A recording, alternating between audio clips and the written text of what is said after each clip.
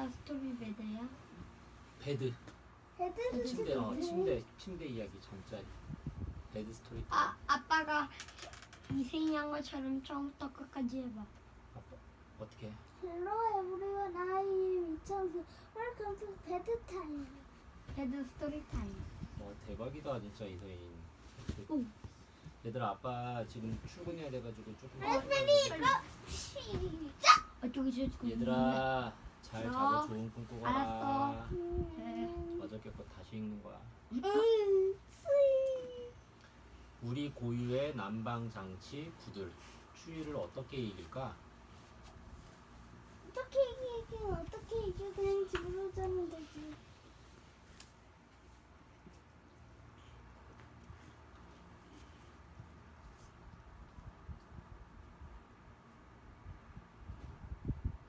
이거 아주 먼 옛날 사람들은 먹을 것을 찾아 온종일 산으로 돌아다녔어.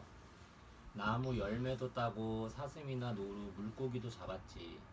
그러다 밤이 되면 하나둘 동굴로 모여들었어. 동굴은 비바람도 막아주고 사나운 짐승을 피하기에 좋은 집이었거든. 동굴은 불이 있어서 그럭저럭 지낼만 했어. 나뭇가지로 불을 피워 어두운 동굴 속을 환히 밝히고 잡아온 고기를 구워 먹었지. 매서운 겨울바람과 추위에도 걱정 없었어. 불 주변에 옹기종기 모여 앉아 몸을 녹였지. 사람들은 땅을 일구어 곡식 기르는 법을 알게 되었어. 더는 동굴을 떠돌아다니며 살 필요가 없지 뭐야. 이제 사람들은 한 곳에 머물러 농사를 지으면서 집을 짓기 시작했지. 땅을 움푹하게 파고 나무와 풀줄기를 엮어 움집을 지었어. 땅속은 온도가 1년 내내 비슷해서 여름이나 겨울에도 그럭저럭 지낼만 했거든.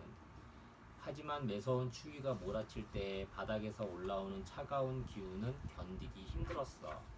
그래서 움집 한가운데 불을 피웠어. 구덩이를 움푹 파고 주변에 돌들을 둥그렇게 박아 화덕을 만들었지. 불을 피우면 돌이 뜨겁게 달구어지는데 그 기운으로 집안까지 훈훈해졌어.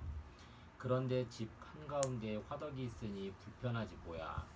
화덕 주위에 있는 그릇이나 요리 도구들 때문에 발을 쭉 뻗고 잠자기도 힘들었거든.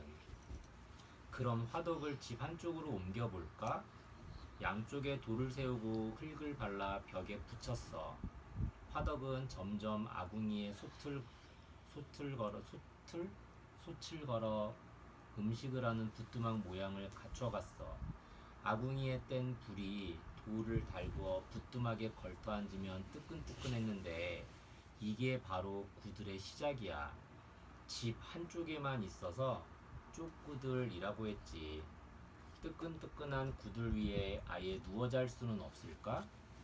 쪽구들을 길게 늘여 기역자 모양으로 만들어 보았어. 여기에서 보면 니은이. 그렇지. 거기다 묻어야지. 여. 그랬더니 한쪽에서는 불을 피워 음식을 하고 다른 쪽에서는 편안히 눕기에 딱 좋지 뭐야. 쪽구들이 있으니 이제 추위 걱정은 한결 나아졌어. 더는 땅속에 집을 지을 필요가 없었지. 사실 몸집은 햇빛도 잘 들지 않고 비가 오면 빗물이 스며들어 눅눅했거든. 또 땅을 파는 일도 힘들고 말이야. 사람들은 땅 위에 집을 짓기 시작했어. 근데 아빠 있잖아 비가 왔을 때 하면 되지 않아? 뭐를 해? 땅 파면 되지 않아? 비가 올 때 땅 파면은 빗물이 다 물이 높은 곳에서 낮은 곳으로 하면 물이 가득 차잖아. 아, 물이 흐르잖아. 비가 오면 물이 흐르잖아. 그때 땅을 파면 물은 높은 곳에서 아래로. 낮은 곳으로 흐르지. 그러면 거기 물이 꽉 차는데? 구덩이에? 어. 그럼 땅 파기도 더 힘들지. 그럼 물을 푸는 거야? 땅을 파는 거야? 그치? 아른 날에 날씨가 좋은 날 해야지. 축축하니까 그래. 더 잘 될 아 거야. 그래? 축축하니까 더 잘 될 것 같아서. 우와. 나무로 기둥을 세우고 흙이나 돌로 벽을 쌓고 지프로 지붕을 덮어 집을 지었지. 집 한쪽에 쪽구들을 놓았지만 온 식구가 좁은 쪽구들에 올라앉을 수는 없었겠지. 그렇다고 구들이 없는 맨바닥은 차가워서 앉거나 누울 수가 있어야지. 그래서 집안에 의자나 평상을 놓고 걸터 앉거나 누워 지냈어. 구들로 방 전체를 데우면 좋을 텐데. 마침내 사람들은 그 방법을 알아냈어. 집을 지을 때 방바닥에 돌을 놓아 아궁이와 연결된 길을 만든 다음 그 위에 넓적한 돌을 깔고 또 그 위에 진흙을 평평하게 바르는 거야. 자, 그럼 방을 데워볼까? 먼저 부엌 아궁이에서 불을 지피면 뜨거운 불기운이 방바닥 밑으로 들어가. 불기운은 돌과 돌 사이의 길을 돌아다니면서 바닥을 골고루 데워주지. 이것뿐만이 아니야.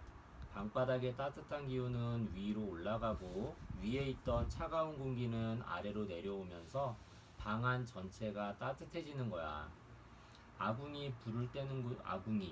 불을 떼는 곳으로 부뚜막을 만들어 솥을 안치고 요리를 합니다.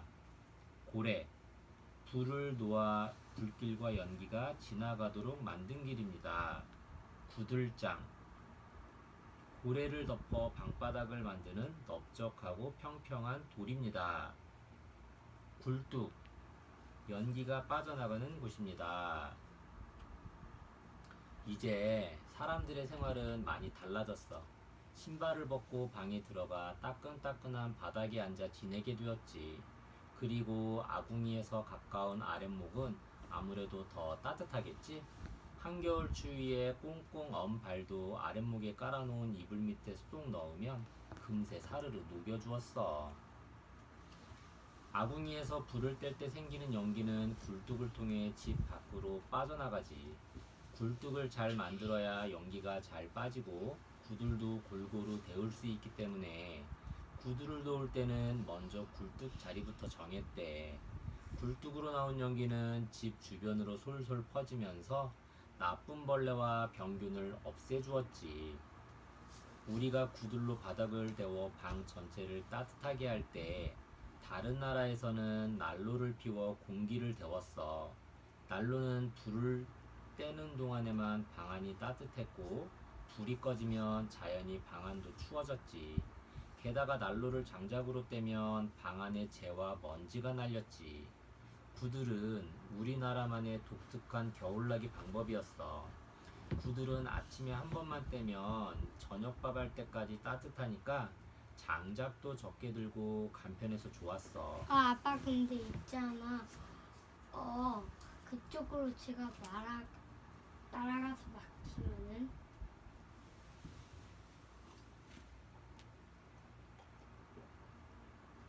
바람 때문에 이게 이렇게 아궁이에서는 바람이 그렇게 불지 않아.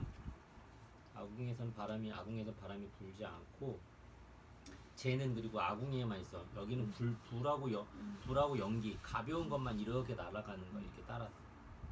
만약에 여기에 들어갈 수 있는 가벼운 재라고 한다면 이거 따라서 이렇게 해서 굴뚝을 타면서 날아갔을 거야. 나무 같은 재 같은 경우는 아궁이에만 이렇게 있어서 삼태기 같은 걸로 나중에 불 꺼진 다음에 이렇게 재를 모아가지고 버리고. 기억나? 제가 어디까지 했어? 또 아궁이와 굴뚝이 따로 있어서 재와 먼지가 밖으로 빠져나가 방 안의 공기가 아주 깨끗했지. 지금 우리가 살고 있는 집을 한번 둘러봐. 초가집과 기와집이 벽돌집과 아파트로 바뀌고 부엌의 부뚜막도 서서 일하는 구조로 바뀌었어. 하지만 지금까지 계속 이어지는 게 있어. 바로 집을 따뜻하게 하는 난방장치야. 아직도 그래? 지금도 그래. 이 방바닥에도 지금 보일러가 돼가지고 이 관으로 이런 호수가 방바닥에 이렇게 돼 있어. 호수가 이 호수에 뭐가 지나가? 뜨거운 물. 보일러로 데펴진 뜨거운 물이 지나가는 거야. 우리가 장작을 떼진 않지만 보일러가 있어. 보일러. 우리 집에도? 우리 집에는 없고 우리는 중앙난방이라 저기 아파트 저기 단지 안에 저기 밑에 큰 보일러가 있어.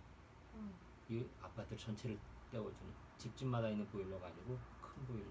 그 보일러에서 물을 데펴가지고 이렇게 해서 뜨거운 물로 이렇게 보일러 온수 뜨거운 물로 그럼 그 바닥이 따뜻해 겨울에.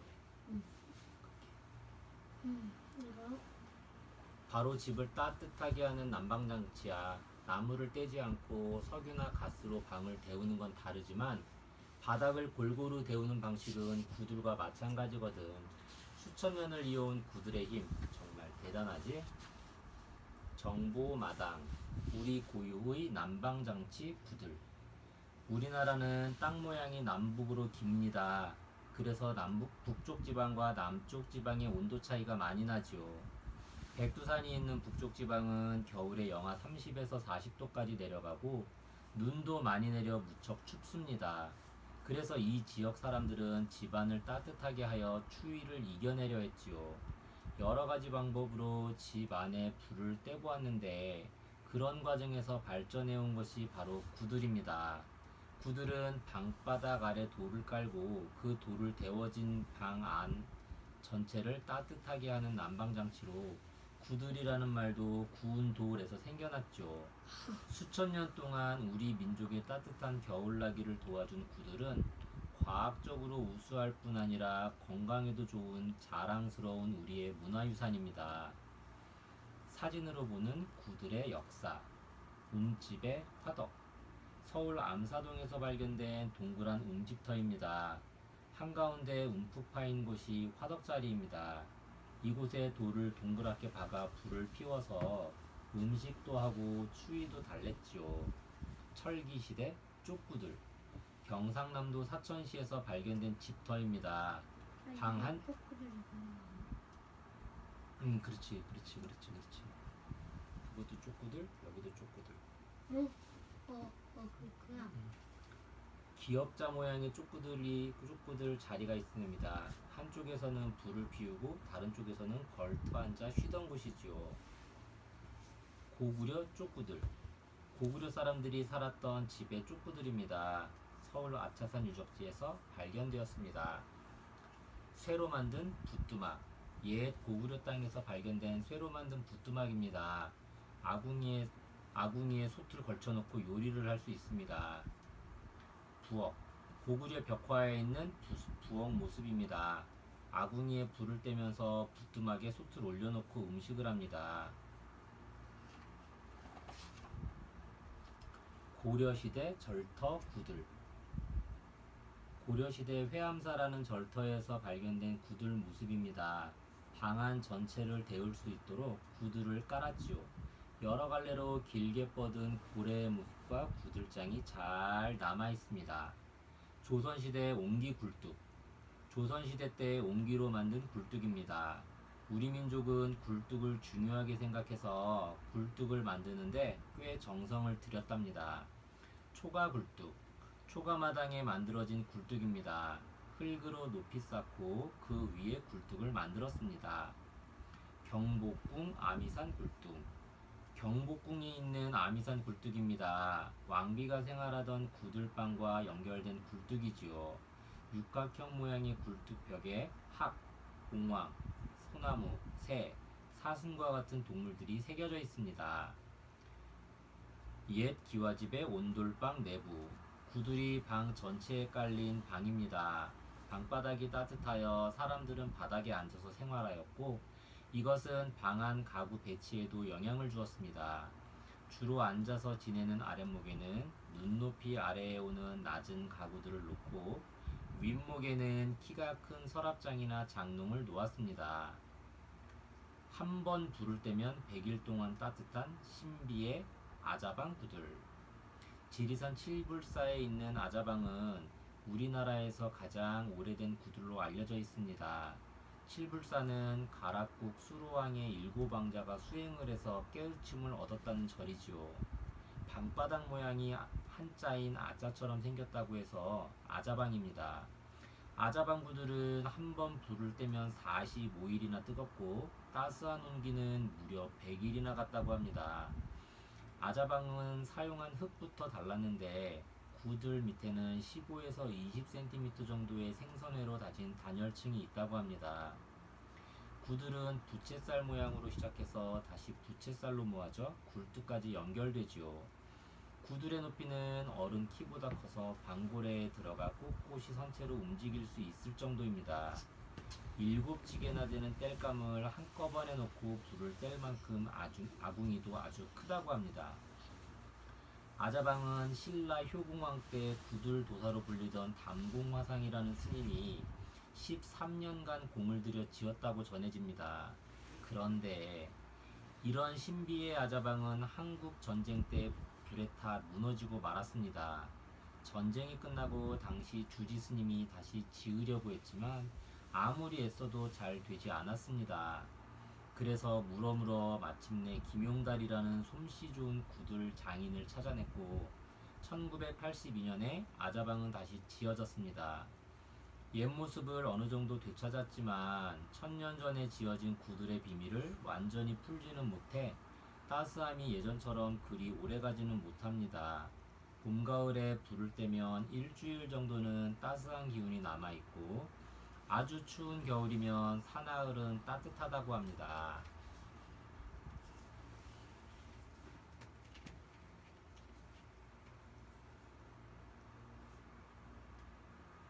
수원 화성 건축 이야기.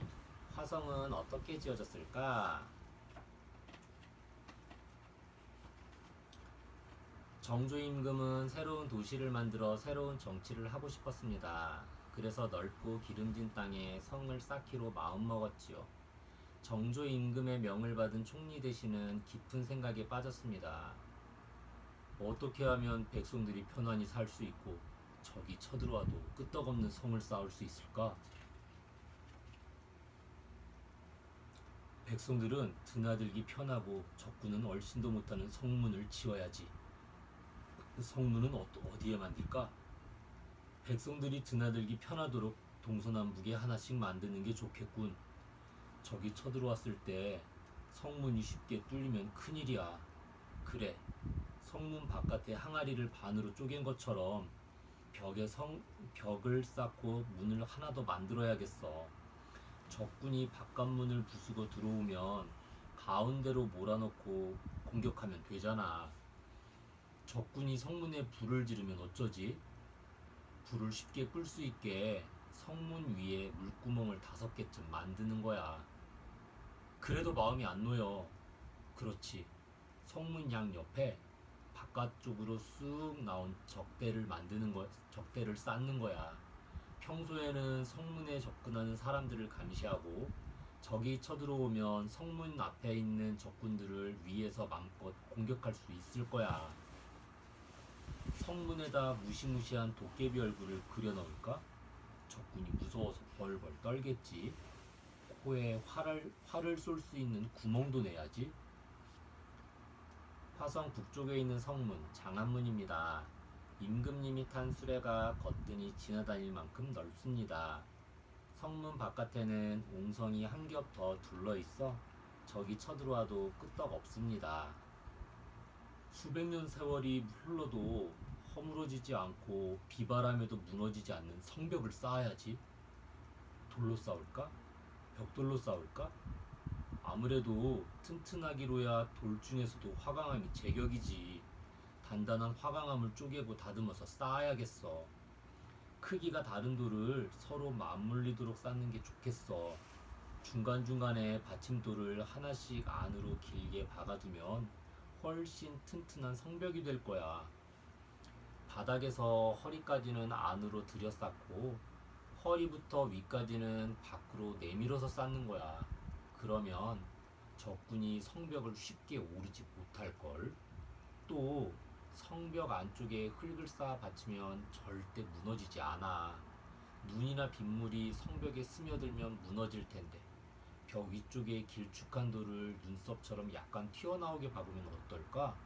그러면 빗물이 이 돌을 타고 흘러 밖으로 떨어지겠지? 성벽을 쌓은 사람들 이름을 돌에 새기는 거야. 아마 이름이 욕되지 않도록 더욱 열심히 일하고 나중엔 튼튼하게 만들었다고 자랑스러워하겠지. 화성을 둘러싸고 있는 성벽입니다.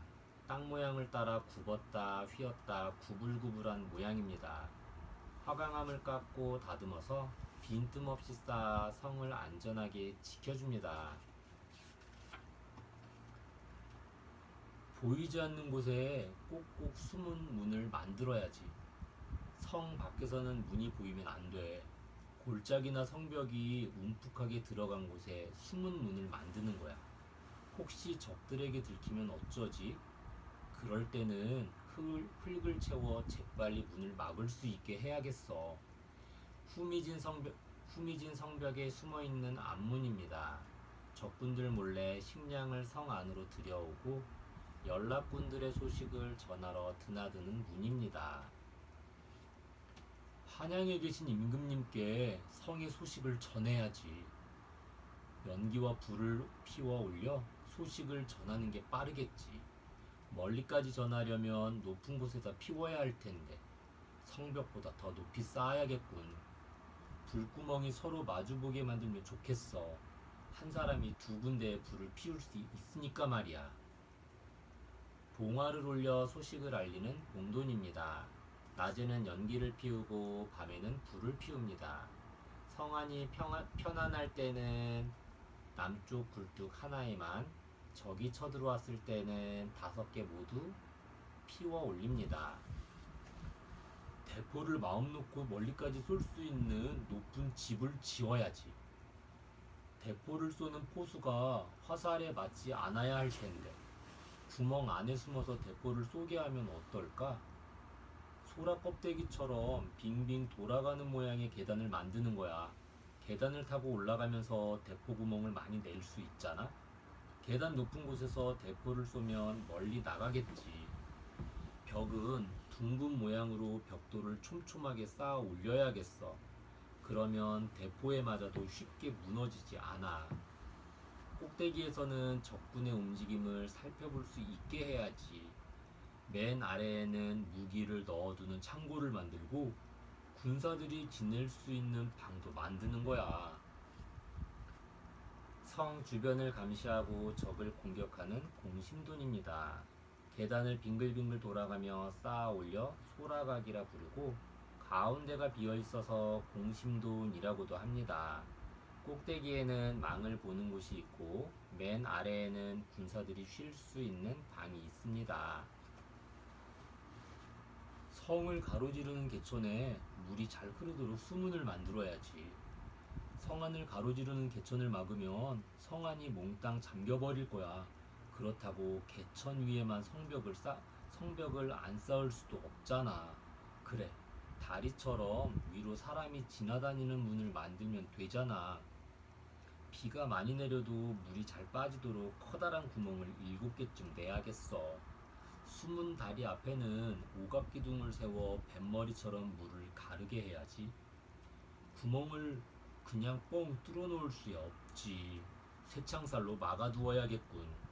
평소에는 올려두었다가 적이 몰려오면 내려서 막는 거야. 화성 북쪽에 있는 수문, 화홍문입니다. 7개의 문으로 물이 콸콸 흐릅니다. 수문 위에 군사들이 지키는 누각을 지어 마치 성문처럼 보입니다. 임금님이 성안을 두루 살피고 군사 훈련을 지켜볼 수 있는 지휘소를 만들어야지. 성 안팎을 한눈에 살피려면 사방이 탁 트이고 높은 곳이 좋겠어. 그러려면 팔달산 꼭대기가 제격이지. 임금님이 오셨을 때 비라도 내리면 큰일이야. 비나 눈이 와도 걱정 없게 지붕을 얹어야겠어. 팔달산 꼭대기의 우뚝 솟은 서장대입니다. 임금님이 서장대에 나와 앉아 군사들이 훈련하는 모습을 지켜봅니다. 평화로울 때는 군사들이 즐겁게 쉴 수 있는 멋진 누각을 만들어야지. 연못가에 정자를 지어 잔치를 벌이면 어떨까? 사방으로 탁 트인 누각을 짓고 지붕도 멋들어지게 깎아 만드는 거야. 검은 벽돌로 쌓은 벽에 흰 돌을 10십자 모양으로 박으면 마치 하얀 꽃이 활짝 핀 것처럼 보이겠지? 물고기가 헤엄치는 연못가에 방화 수류정을 지었습니다. 평화로울 때는 군사들이 편안히 쉬고 위급할 때는 적의 움직임을 살피는 곳입니다. 이 2년 8개월이 지나자 아름답고 튼튼한 화성이 모습을 드러냈습니다. 갖가지 기술을 가진 1860명의 장인들이 힘을 모으고 땀을 흘린 결과입니다. 화성 성역 의궤에 의하면 화성 축조에 참여한 사람은 37만여 명이나 됩니다. 성을 짓는 비용으로 37만 냥과 백미 1,500석이 들어있습니다. 또한 석재 20만 1,400덩이, 목재 26만 200주, 기와 53만 장, 벽돌 69만 5천 장이 쓰였지요. 거중기 한부 유형거 11냥, 대거 8채, 평거 76채, 농로 2툴, 동거 192채, 발거 2채 등 여러가지 기계도 사용되었습니다.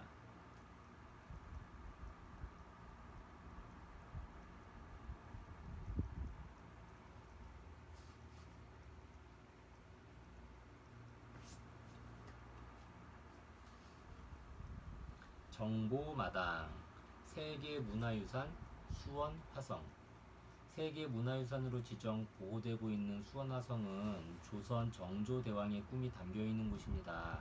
정조대왕은 넓은 들판이 펼쳐져 있고 사방으로 길이 연결되는 수원에 새로운 도시를 만들어 새로운 정치를 펼치고 싶었습니다. 그래서 백성들이 편안히 살 수 있고 적이 쳐들어와도 끄떡없는 화성을 쌓게 되었습니다. 정조 18년에 성 쌓는 공사가 시작되어 2년 반이 지난 정조 20년 9월에 완성됐습니다. 그리고 화성 건축의 전체 과정을 꼼꼼히 기록하게 했습니다. 그것이 바로 화성 성역 의궤입니다. 이 책 덕분에 일제강점기에 파괴되거나 훼손되고 한국전쟁 때 무너진 화성을 예전의 모습으로 완벽하게 복원할 수 있었습니다. 성을 쌓은 사람들.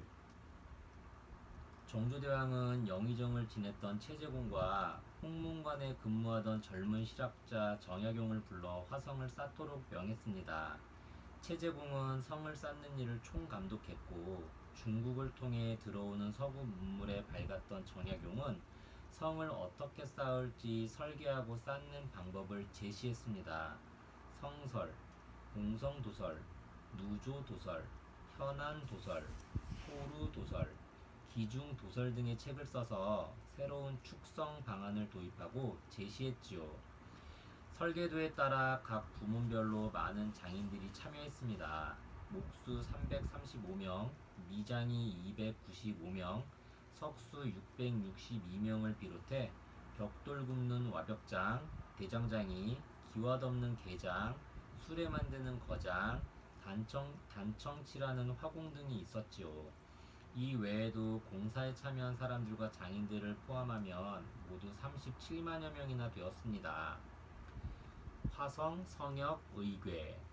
성을 완성하고 나서 정조대왕은 누가 어떻게 어떤 재료를 써서 성을 쌓았는지를 세세하게 기록한 일종의 공사 보고서를 편찬하도록 했습니다. 성이 완성되고 5년 뒤에 나온 이 책이 바로 화성 성역 의궤입니다. 아름다운 활자로 찍어내고 상세한 그림 자료들로 가득한 이 책에는 성 건축 일정과 일을 한 사람들의 이름까지 상세하게 나와 있습니다. 또 사용된 기계와 성을 쌓기 전과 후의 여러 가지 일은 물론이고 돈이 얼마나 들었는지, 나중에 누구에게 어떤 상을 내렸는지도 실려 있습니다. 이 기록들은 무너진 화성을 다시 쌓을 때 큰 도움이 되었습니다. 방대한 내용과 치밀한 기록은 후대 사람들에게 많은 교훈을 주고 있습니다. 성을 쌓을 때 사용한 기계들. 2년 반이라는 길지 않은 시간 동안에 거대한 성을 쌓을 수 있었던 것은 새로 발명한 기계와 충분한 사전 준비, 풍족한 자금, 뛰어난 건축 기술 덕분이었습니다. 정약용이 만들었다고 알려져 있는 거중기는 무거운 화강암을 들어올리는 기계입니다. 이 외에도 돌을 실어 나를 때 쓴 유형거, 대거, 별평거 등 다양한 기계를 사용했는데 이 기계들은 뛰어난 과학 기술을 잘 보여주고 있습니다. 거중기, 도르래의 원리를 이용하여 작은 힘으로 무거운 물건을 들어 올리는 기계입니다. 정약용은 중국에서 들여온 기기도설이란 책을 참고하여 1792년에 거중기를 개발했다고 합니다. 유형거, 기존의 큰 수레는 무거운 돌을 실어 나를 때 밀고 끄는 데 힘이 많이 들었습니다. 유형거는 이를 보완하기 위해 정약용이 새로 고안한 발명품입니다. 특히 바퀴와 짐대 사이에 있는 반원 모양의 복토는 수레의 무게중심을 평형으로 유지시켜 수레가 비탈길에서도 빠르고 가볍게 움직일 수 있도록 했습니다. 대거, 수원화성을 지을 때 선단석, 홍해석, 청판, 장대석, 원주 등 큰 돌과 아름드리 목재들은 모두 이것으로 운반했습니다. 수레 한 채에 40마리의 소를 메어 끌었다고 합니다. 평거, 모양은 대거와 비슷하나 크기는 약간 작으며 바퀴는 유형거의 제도와 같습니다. 중간 크기의 돌, 누각기둥 따위의 제목을 나르는 데 사용했습니다. 수레 한 채에 많으면 소 10여 마리, 적으면 4마리에서 5마리를 메어 끌었다고 합니다. 발거, 제도는 통나무 바퀴 둘을 단 것이고 작은 돌 따위를 나르는 데 사용했습니다. 소 1마리가 끌었다고 합니다. 농로, 높은 곳이나 먼 곳으로 무엇을 달아 올리거나 끌어당길 때 쓰는 도르래입니다. 강목으로 네모난 틀을 만들고 지주 역할을 하는 감목 둘을 비스듬히 세운 다음 활자를 달고 얼레를 설치했습니다. 동아줄을 얼레와 활자에 연결하고 얼레를 돌려 줄을 감으면서 물건을 들어 올리도록 한 것입니다. 동거, 주로 평지에서 돌, 기와 작은 석재 등을 나르는데 쓰였다고 합니다.